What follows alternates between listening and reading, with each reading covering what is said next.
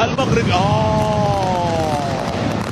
يا الله، جنون وغضب جماهيري، غضب جماهيري ياتي المباراة بنفس الأجواء اللي كانت في الموسم الماضي، توقفت من خلالها الأجواء عندما يعود اللقاء اللي تعادلوا فيه 2-2.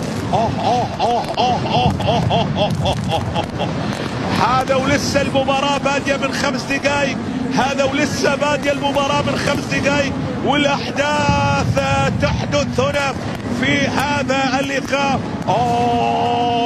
ولعت يا ناس، ولعت والمدرجات.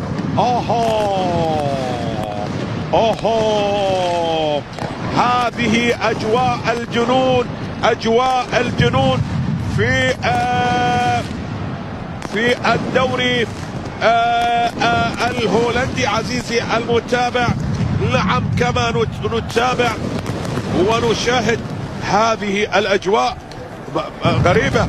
دخلوا اللاعبين داخل أرضية الملعب، نعم، دخلوا من خلالها إلى غرف الملابس. وماذا يحدث من مباراة أياكس وغرونينج؟ نعم عزيزي المتابع، الأوضاع التي نشاهدها الأمور شغب، يعني للمناسبة يعني أوضاعهم دائما فيها نوع من الشغب، عندما يعني كما أذكر وبالتالي إلقاء القنابل الدخان في أرضية الملعب. هذا الأمر إذا ما رجعنا إلى عام 2023